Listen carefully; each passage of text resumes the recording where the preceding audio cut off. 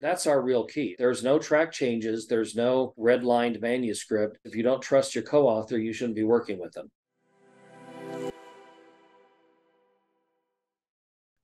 Speaking of the writing process, where do you start when you're working with an idea? Is it conceptual? Is it character based? Like what's the jumping off point for an idea for a story for you? And then to follow that up, what's the point at which you know you're ready to start writing? Kind of depends on each project. I mean, the glib answer is I get inspired when I get an assignment, and the inspiration point is when the deadline is. But that's a little bit different. I have so many ideas running around in my head. I try to map out like a year in advance. And I in general I write three, maybe four novels a year. That's just what I do. I like to think of it as a project, like a fantasy trilogy will be three books. And I like to, okay, it's going to be this. And I have a general sketch of what the trilogy is.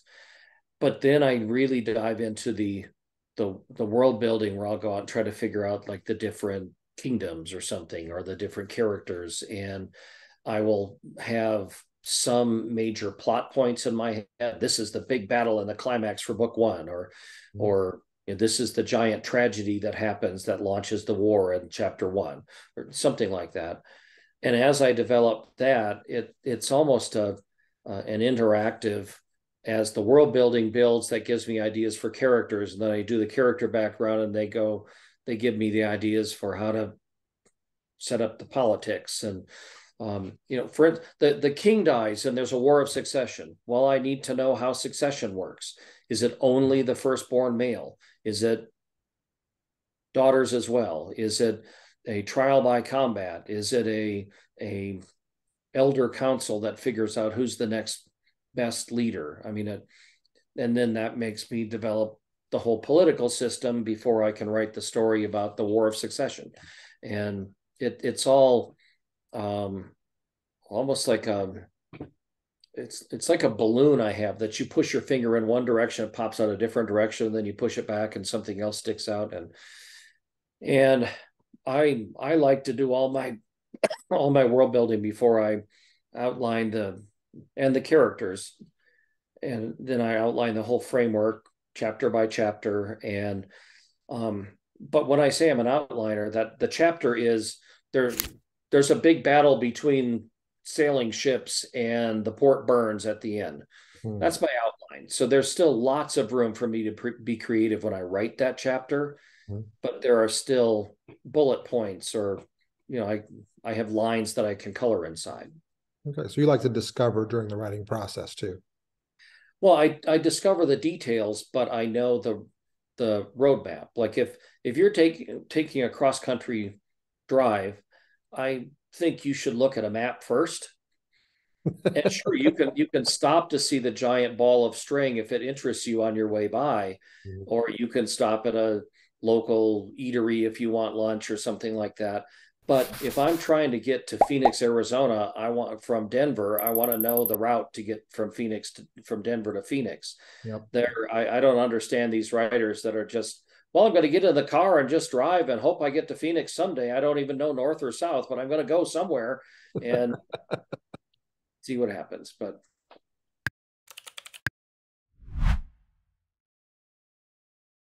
I love some that. planning as well. I love that analogy. That's one I often use. I'm like, you got to know your destination before you start this process, because if you Yeah. don't, you're just going to be driving around in circles. Absolutely. Well, and driving from Denver to Phoenix, there are several different routes, and there might be little scenic country roads, or there might be the interstate, and you can choose your different ways. But I want to at least have a map so I know where I'm going. And No, I concur especially wholeheartedly. if you're working with co-authors, it's really good that you and your co-author both have the same map, so you know where you're going.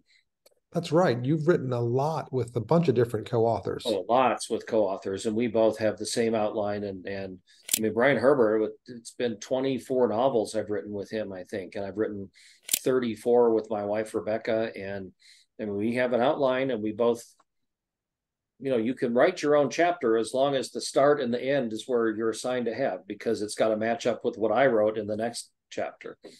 So when you're writing with a partner, Do both of you actually do the writing? Because, Oh you know, yeah. Oh people have yeah. a different way of saying stuff. Then how do you go out and make Well, sure it's got one voice to it?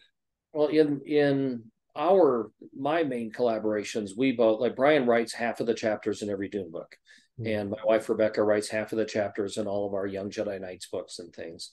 I mean, we plot it together, we outline it, so we both have the same book in our heads, and then we write it, and one of us takes the Word document of the completed manuscript, and we just plow through it and rewrite. That's our real key, is that there's no track changes, there's no redlined manuscript, because if you don't trust your co-author, you shouldn't be working with them. Hmm. And Brian Herbert will give me all of his chapters for a Dune book. I will, like, stitch them all together into one big Word document, and I will go through from page 1 to page whatever 500, and I'll just rewrite anything that I don't like. Like, if he writes a sentence that doesn't sound like me, I'll fix it.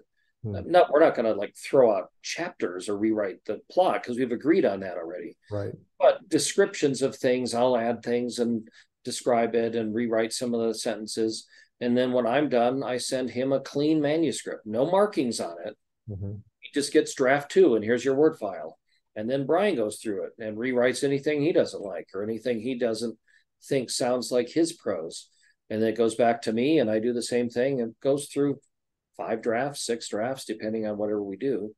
And by the time it's done, that prose is seamless. You can't tell what I wrote and you can't tell what he wrote. And That's we've done awesome. that successfully. And, well, if you take my wife's stuff, I have another thriller co-author, Doug Beeson. We've done 13 books together. I mean, what is that? 60 some books I've written together with people. And, it turns out pretty well.